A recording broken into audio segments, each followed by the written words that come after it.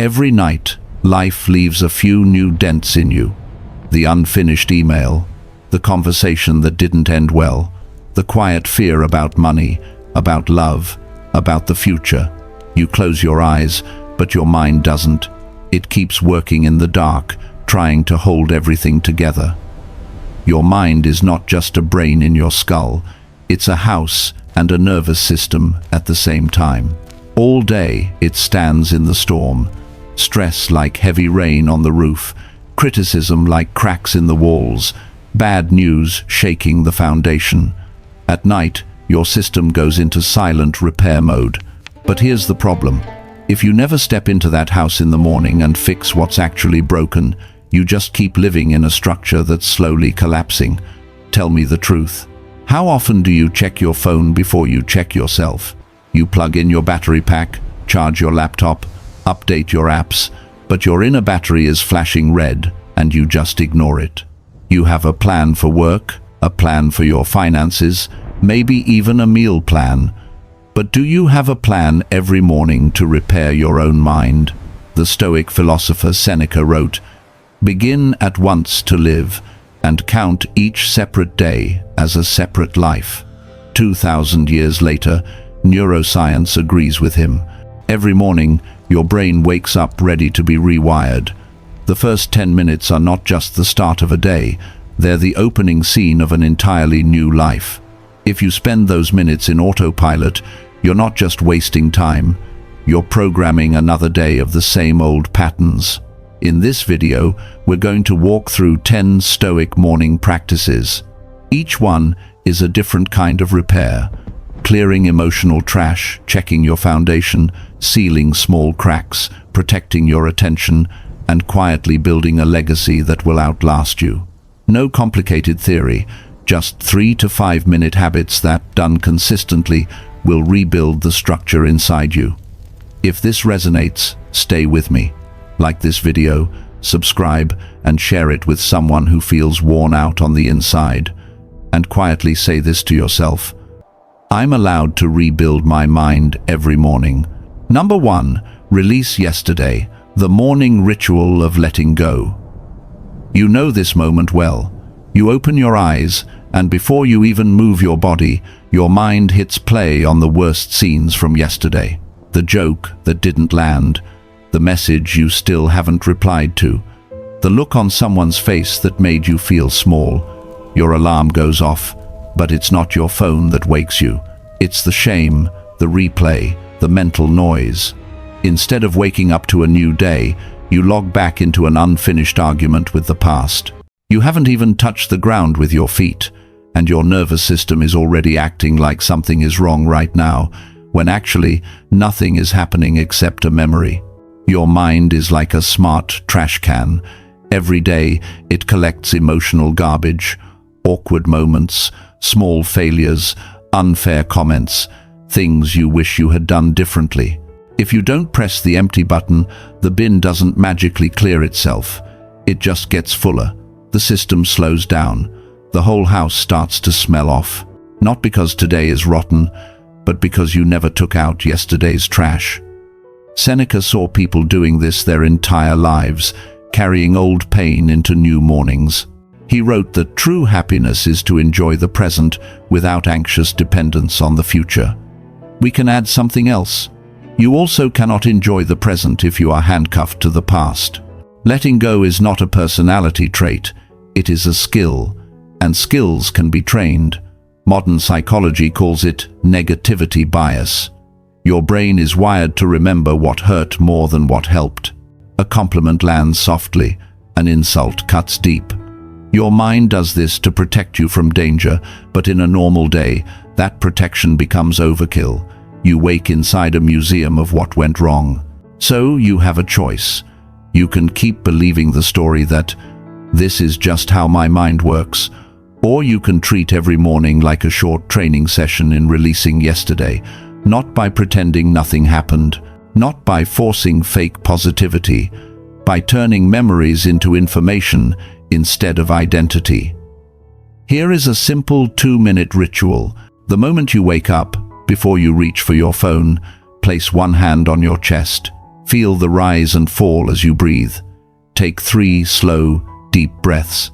You are telling your nervous system, we are safe right now. This is a new moment. Then ask yourself one question. What am I still replaying from yesterday? Don't overthink it. Let the first 1 to 3 scenes come up. The thing you said, the way someone reacted, the mistake or mischance you keep poking with your mind. You're not trying to relive it.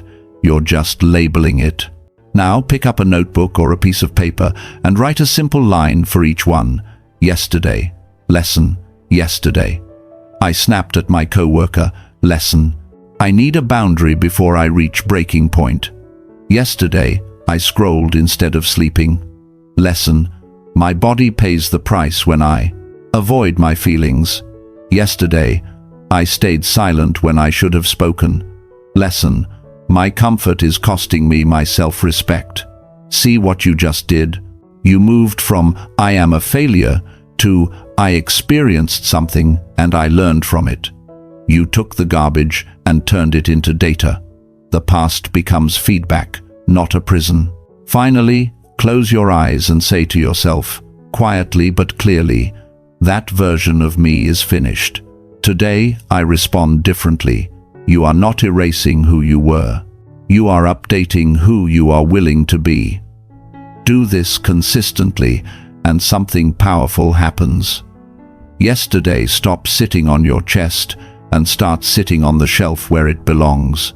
You stop waking up as a servant to your old mistakes and start waking up as a student of your own life. This is how you stop being a slave to your past and start using it as training material.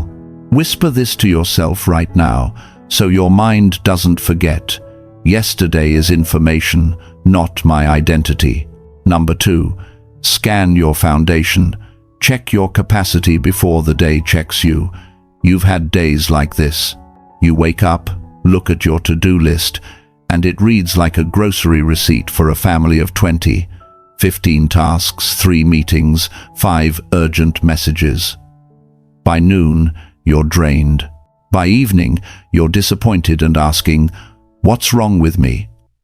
Often, nothing is wrong with you. You're not defective.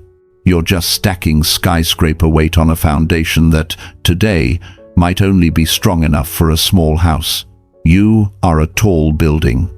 And like any tall building, your foundation isn't the same every day. Some mornings, the ground beneath you feels solid.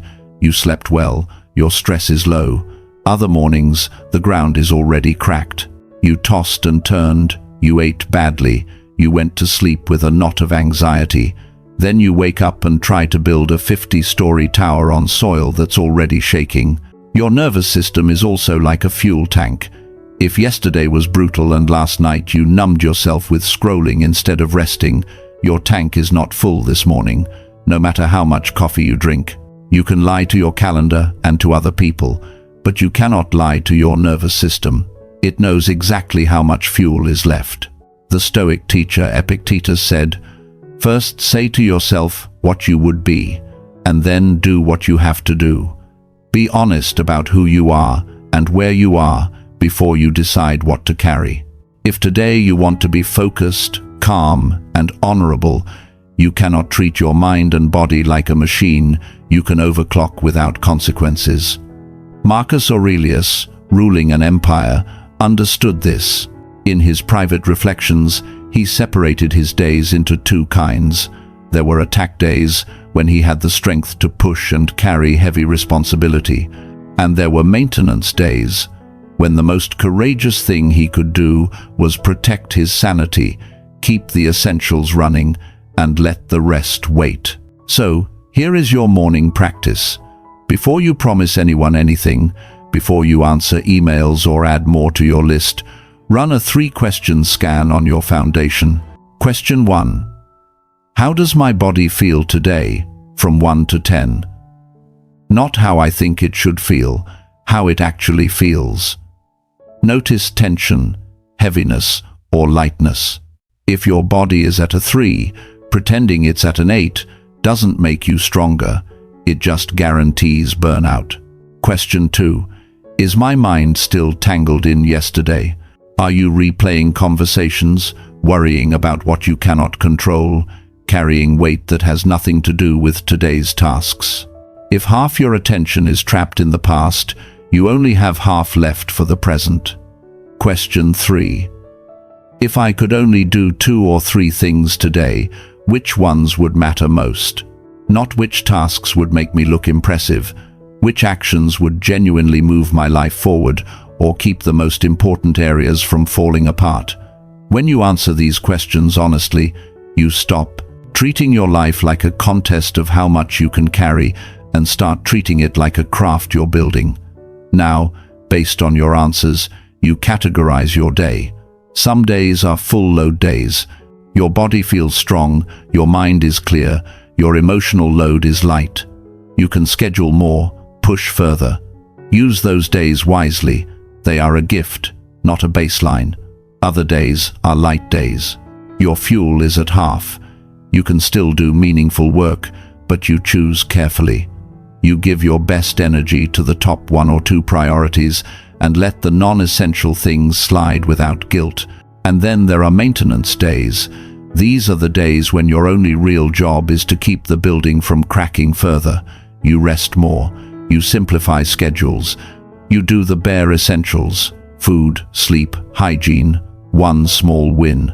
Instead of judging yourself as lazy, you recognize that maintenance is what allows you to still be here for the next full load day. This is how you stop treating yourself like a robot and start living like a wise architect of your own foundation. You're not weak for adjusting your load. You're intelligent for building from where you really are, not from where your ego wishes you were. Say this with me: I respect my limits and build from where I really am. Number 3, seal the small cracks. Fix small problems before they become disasters. There's a special kind of stress that doesn't show up on your calendar. It's not a crisis or some life-changing event. It's the little stuff you keep pushing to tomorrow. The email you haven't answered, the call you've been avoiding, the small bill sitting on your desk, the checkup you've rescheduled 3 times because nothing's wrong anyway.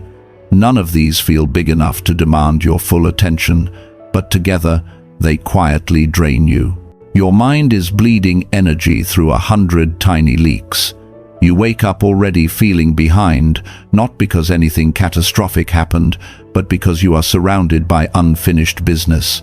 You may not hear it clearly, but you feel it as restlessness, random anxiety, that vague heaviness you can't explain. Imagine a wall in your home with a small crack running down the side. At first, you barely notice it. It's cosmetic. You tell yourself you'll fix it when you have time. But rain gets in, temperature changes, the crack spreads.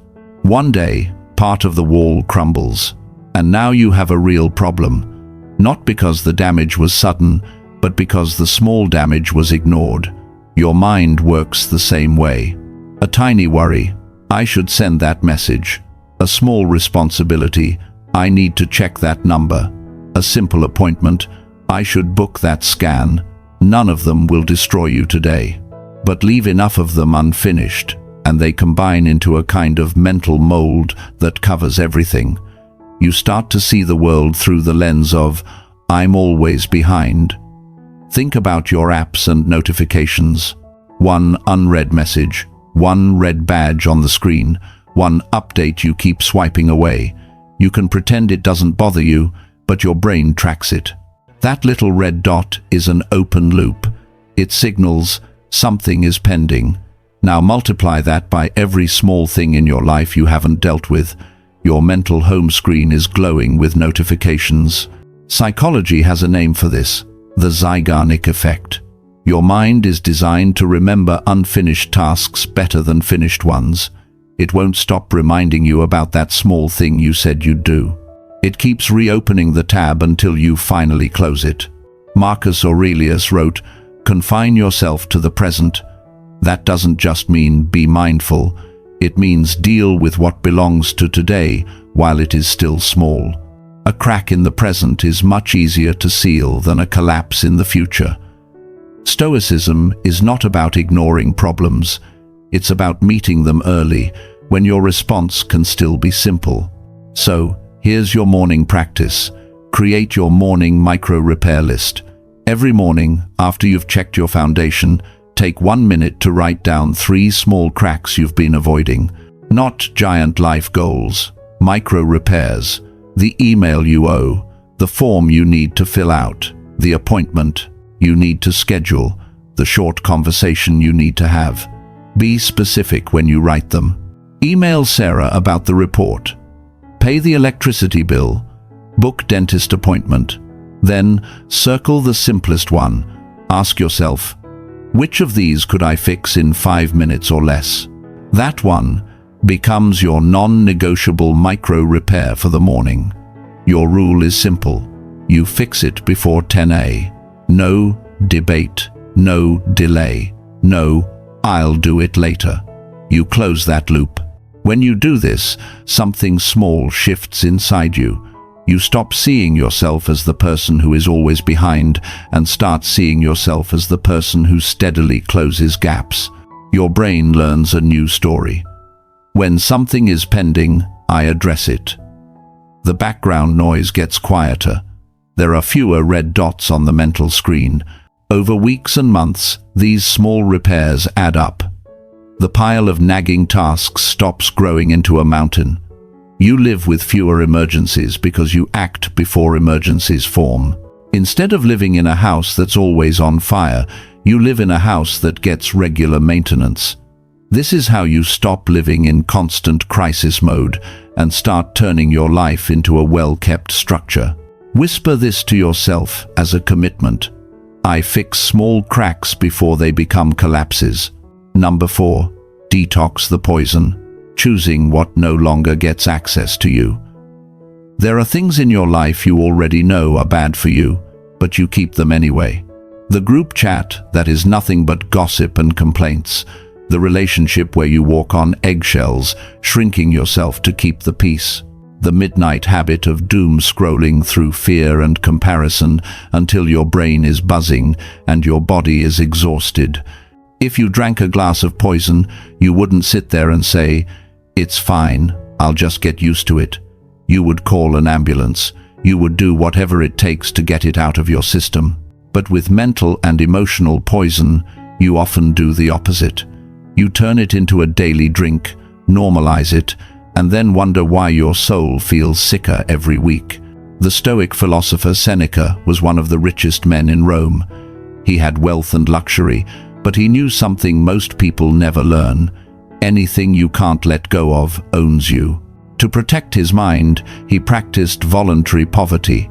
He would live more simply, give things away, strip his life down to what he could control. Not because comfort was evil, but because he refused to let comfort become a cage. Here is the trap. You keep certain people, habits, and environments in your life, not because they are good for you, but because they are familiar.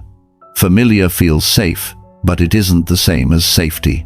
A toxic chat can feel comfortable because you know the rhythm, even while it corrodes your view of the world.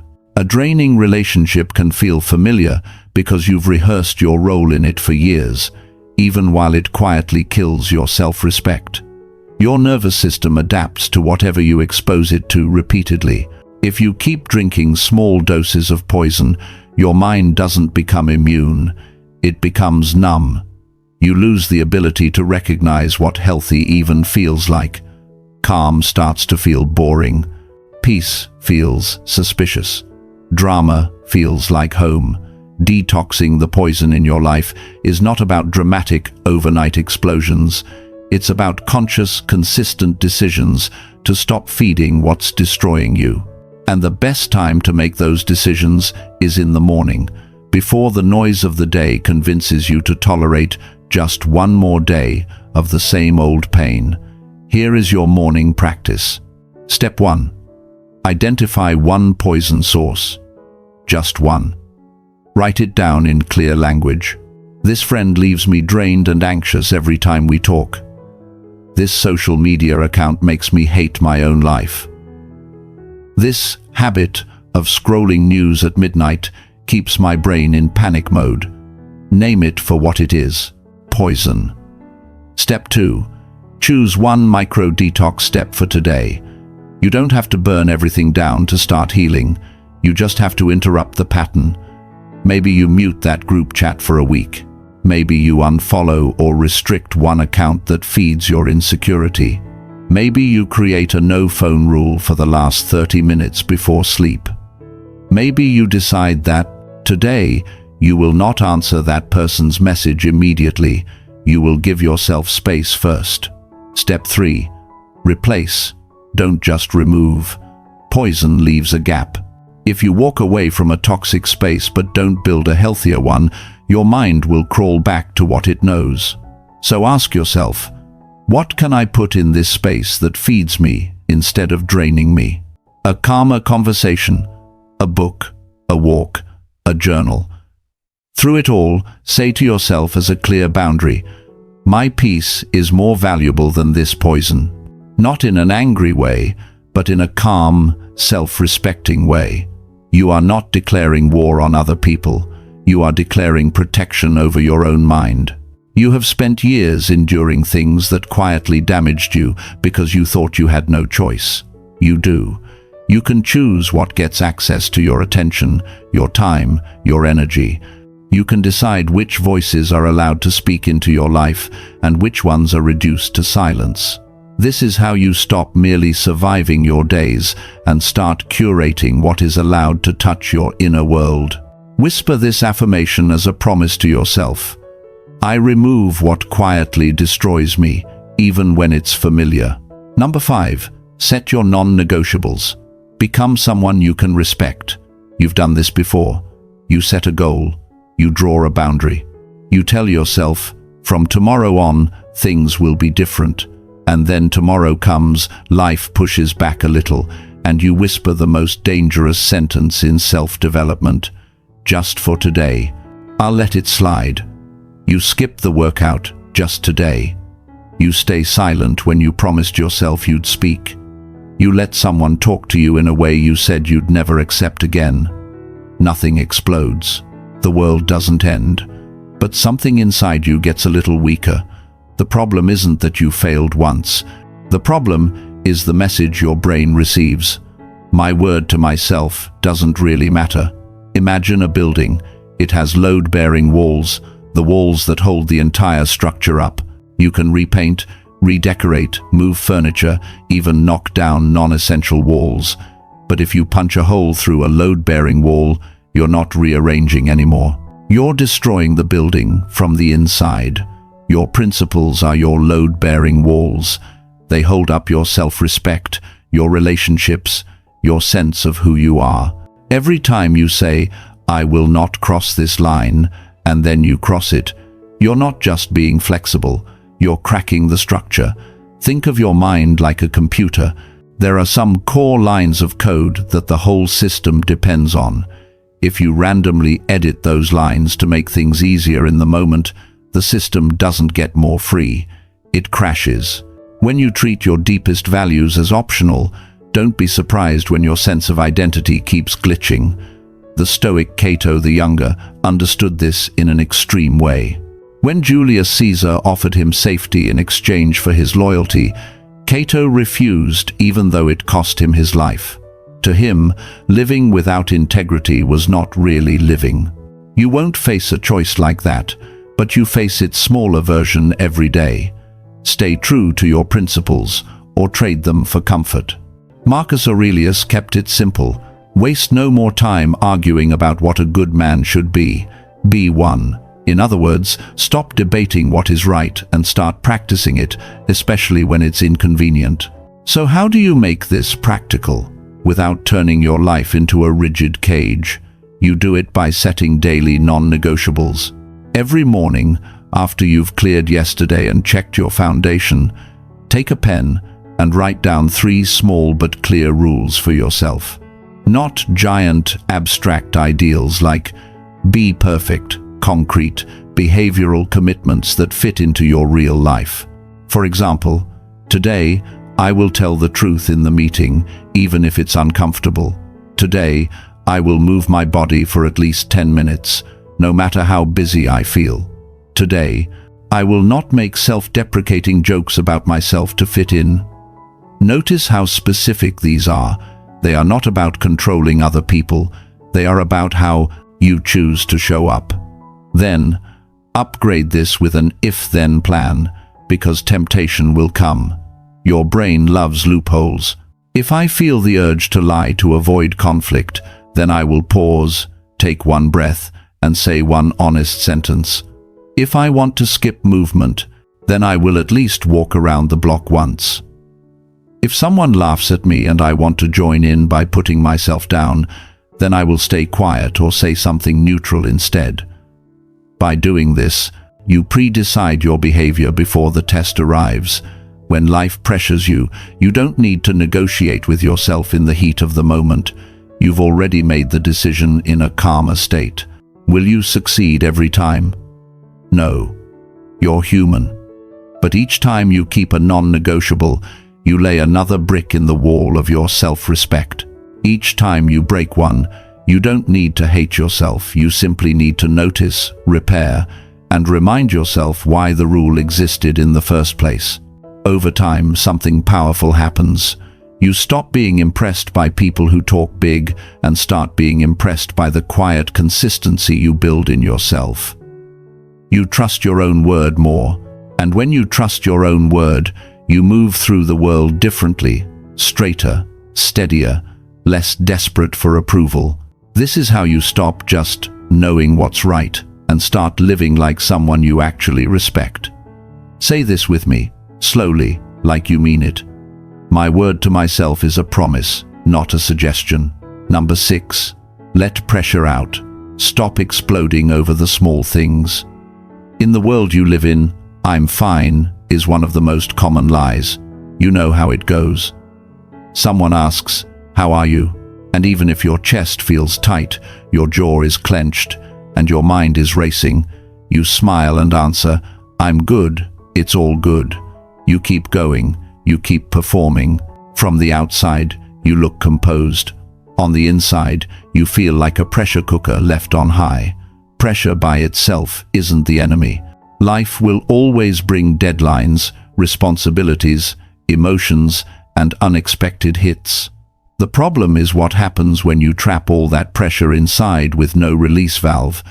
The longer you hold it, the more unstable you become. Then one day something tiny happens. Someone cuts you off in traffic, a message sounds slightly rude, a dish breaks, and you explode in anger or shut down completely. It looks like you're overreacting to something small, but you're not reacting to that one moment. You're reacting to everything you never let yourself feel. Picture a pressure cooker on the stove, sealed tight, heat rising. If you don't let steam out regularly, it doesn't matter how strong the metal is, eventually it will burst. Your nervous system is like that. Or imagine a guitar string pulled tighter and tighter, never loosened, never tuned down. At first, the tension makes the sound sharp and powerful, but keep tightening and tightening, and one day that string will snap. The Stoics understood this long before modern psychology did. Marcus Aurelius wrote brutally honest things in his journal. He didn't sanitize his thoughts to sound wise. He poured out frustration, fear, doubt, and self-criticism onto the page. That was his release valve. Epictetus told his students that if they truly wanted to improve, they had to be willing to be seen as foolish or weak. Why? Because telling the truth about your inner state sometimes looks messy, but that mess is part of growth. Today we also know something else. Your body stores what your mind tries to ignore. This is the somatic side of Stoicism.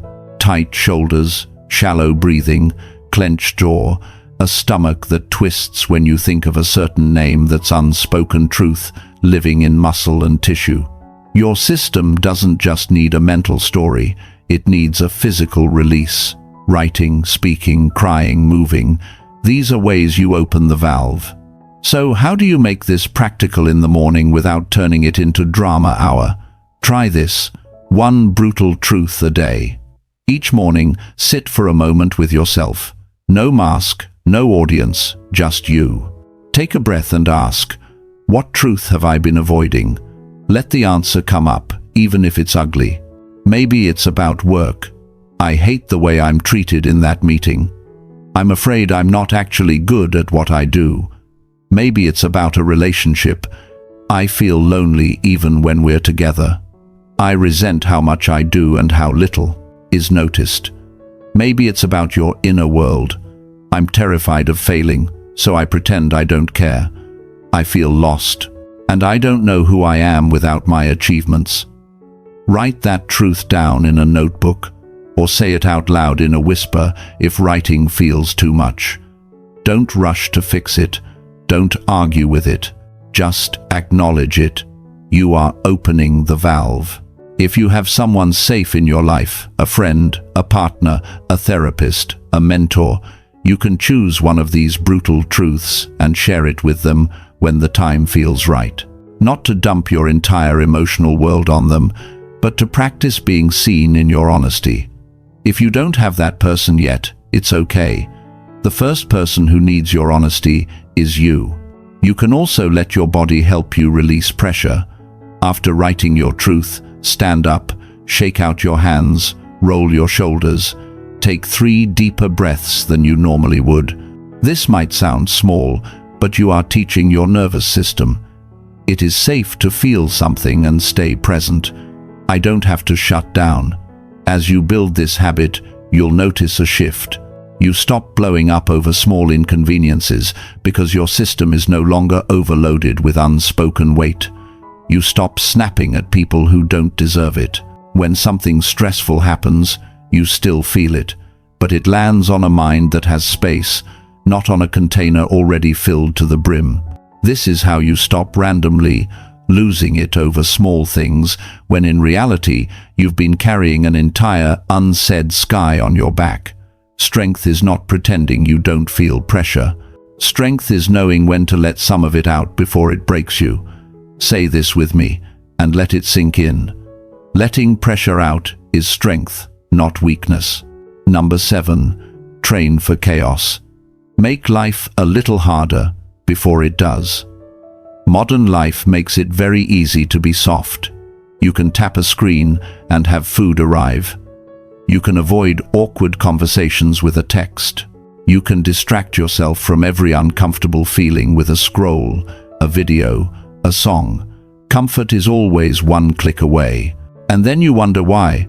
The moment something truly difficult happens, you collapse. You're not weak by nature, you're untrained. You've been living in a permanent comfort zone, and comfort zones are like padded cages. They feel safe, but they quietly shrink your capacity. Think about athletes.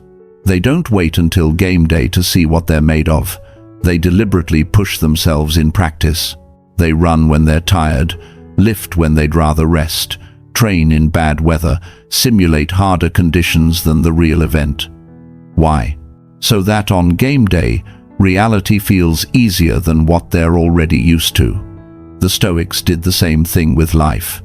They had a practice called premeditatio malorum, the premeditation of evils. Every morning, they would imagine what could go wrong: losing money, being insulted, getting sick, facing betrayal. Not to torture themselves, but to prepare their minds. If it happens, how will I respond? What will I choose to think and do? But they didn't stop at thoughts. They also trained with deliberate discomfort. Seneca would sleep on a hard bed or wear simple clothes even when he could afford luxury. Others would fast, expose themselves to cold, or walk rather than ride. The point wasn't to suffer for the sake of suffering. It was to send a message to their own minds: I can handle less than ideal conditions. I don't break just because it's not comfortable.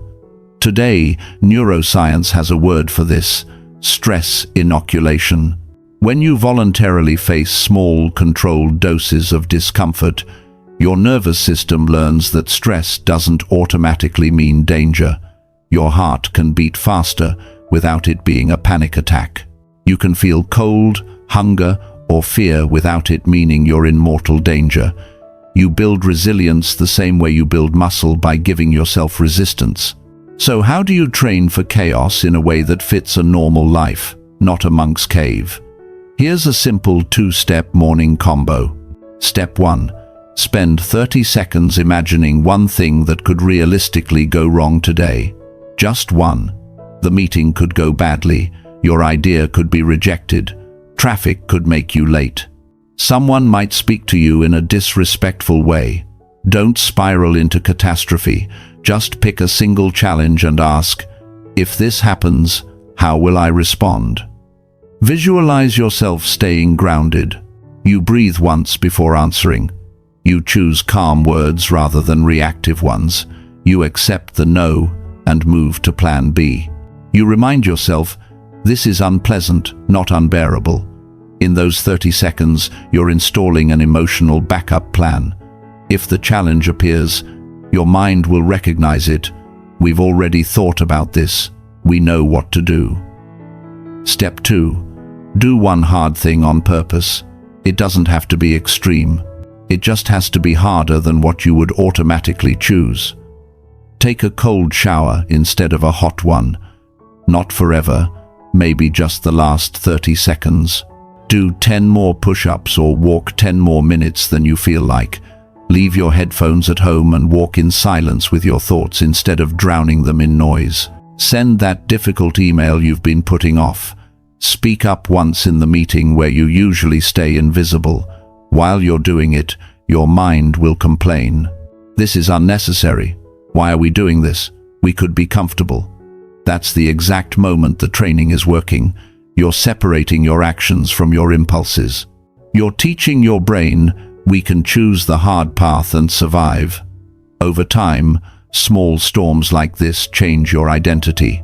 You stop seeing yourself as someone who can't handle things and start seeing yourself as someone who regularly does hard things on purpose. Then, when a real storm comes, an illness, a job loss, a breakup, a betrayal, it doesn't feel like the first time you've ever met adversity. It feels like a bigger version of something you already train with every day. You will still feel fear. You will still feel pain. Stoicism does not delete emotions. It expands your capacity to act wisely while feeling them. Training for chaos in small ways makes you less scared of the big waves because you've already learned how to walk in rain. This is how you stop fearing every storm, because you've grown used to moving through smaller ones. Say this with me, and mean it. I train my mind with small storms, so I'm ready for big ones. Number 8. Guard your attention gate. Take back the first 30 minutes. Be honest. What's the first thing your hand reaches for in the morning? Before you've taken a full breath, before you've checked in with how you feel, your fingers are already searching for your phone. The screen lights up, and in a split second, your quiet, freshly woken mind is flooded with other people's messages, opinions, emergencies, and noise. You haven't touched your own soul yet, but you've already let the entire world touch your attention. Your morning mind is like a room that has just been cleaned. The air is clear, the floor is empty, everything is still.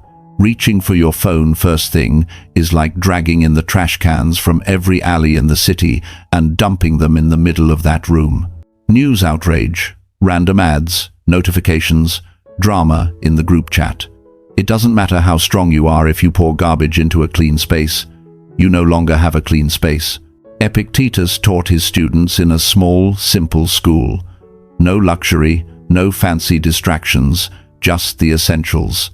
He understood that environment shapes attention. Today, your environment often lives in your pocket.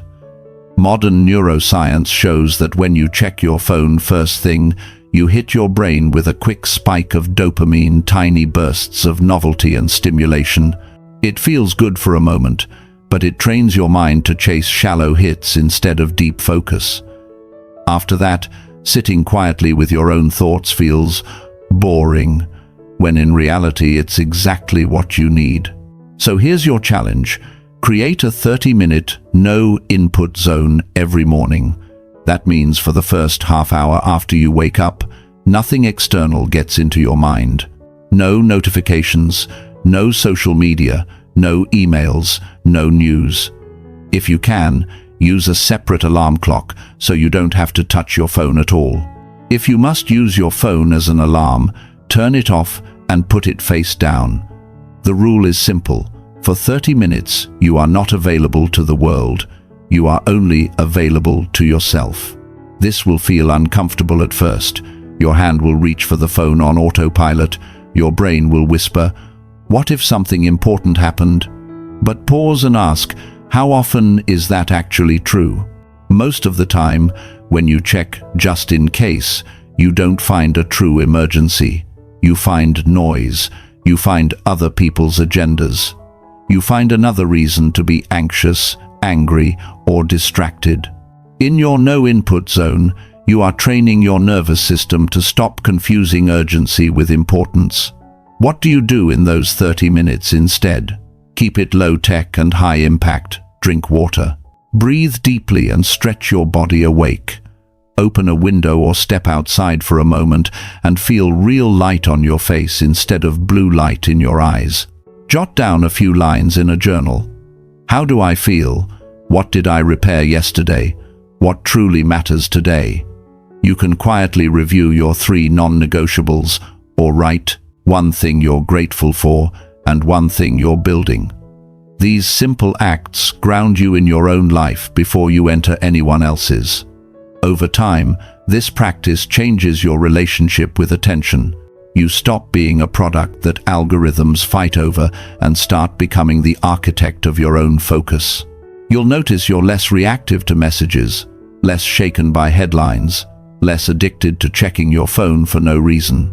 When you finally do open your devices, you'll come to them with intention. I am going in to do this, instead of, I am going in to escape myself. This is how you take back the right to be the architect of your attention instead of a victim of algorithms. Say this to yourself as a new rule for your life. My morning mind belongs to me, not my phone. Number 9, feed your mind quality. Give your brain real nutrition. Look at how most people start their mental diet. First content of the day? A burst of drama in the group chat. A headline designed to scare them. A post that makes them compare their life to someone else's highlight reel. Before they've even brushed their teeth, their mind has eaten a full breakfast of panic, jealousy, outrage, and self-doubt. And then they wonder, why am I so negative? Why do I feel anxious for no reason? There is a reason. It's sitting right in front of their face every morning. Your mind is like a white field at sunrise. Fresh snow, untouched soil. Whatever seeds you throw into it first will take root the deepest. If the first thing you plant each morning is fear, comparison, and anger, don't be surprised when that's what grows all day long. Marcus Aurelius wrote, "The soul becomes dyed with the color of its thoughts." He wasn't speaking in pretty poetry. He was describing a mechanism. Whatever you repeatedly think, read, and listen to will stain your inner world. If you constantly soak in dark ink, you cannot expect to shine with bright colors. Modern neuroscience calls this neuroplasticity. Your brain is not a fixed stone. It rewires itself according to what you do and what you focus on. Neurons that fire together, wire together. If your first mental input every day is shallow, angry, chaotic, your brain begins to build stronger pathways for shallow, angry, chaotic thinking. You are literally training your nervous system to operate from those states. But this also means something else. You can aim that power in a different direction. If you choose your first input intentionally, you are not just having a nice moment. You are setting direction for your entire mental day. So here is your morning practice. The first input ritual. After you've protected your no-input zone, you choose what breaks the silence. Not randomly, not whatever the algorithm throws at you. You decide. Think of yourself as a gardener picking the first seeds for the day's field. You can choose one of three simple options. First, you can read for 5 to 10 minutes. Not endless pages, just a small, concentrated dose of quality. A few lines from a Stoic like Marcus, Seneca, or Epictetus. A passage from Buddhist teachings. A page from a good psychology or philosophy book. Something that reminds you of who you want to be, not who the internet wants you to be angry at. Second, you can listen to something constructive. A short podcast clip that teaches you a skill, expands your perspective, or grounds you. An audio that helps you breathe slower, think clearer, or remember what truly matters. Not noise that just fills the air, but words that build you. Third, you can become your own source of content. Take a notebook and write 10 lines of gratitude and reflection. 10 lines is nothing, but it's enough to tilt your entire day.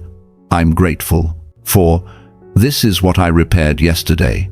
This is what I want to embody today. You are telling your mind, before the world speaks into me, I will speak into me. You don't have to be profound.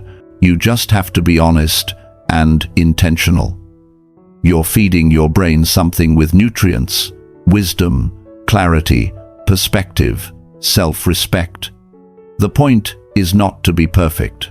The point is that the first thing your mind consumes is designed to make you stronger, not more scattered. Do this for a week and pay attention. Your day won't suddenly become magical, but you'll notice subtle shifts. You'll react a little slower to provocation. You'll come back to your center a little faster after stress. You'll catch yourself thinking, what's the lesson here? Instead of, why is this always happening to me? That's neuroplasticity in real time. You are literally changing the grooves in your brain. You've spent years blaming yourself for being too negative while feeding your mind junk every morning. It's like yelling at a plant for being unhealthy while watering it with soda. The problem is not that you're broken. The problem is the input. This is how you stop criticizing yourself for your mindset while secretly poisoning it at sunrise and start feeding it something worthy of the life you say you want. Say this with me as a new standard for your mornings. The first thing I feed my mind is quality, not chaos. Number 10, build one brick. Turn busy days into something that lasts. There's a special kind of exhaustion that hits you at night. Not the good kind, where you feel used in a meaningful way, but the empty kind. You were busy, you answered messages, you joined meetings, you solved problems, you crossed things off your list. And yet, when you finally lie down, there's this quiet thought in the back of your mind. I did so much, but did any of it really matter? That feeling is a signal. It's the difference between spending your day and investing it, between cleaning a building and actually building one. Imagine your life as a construction site. Most of what fills your to-do list is maintenance, sweeping floors, taking out the trash, fixing small leaks. Necessary, yes.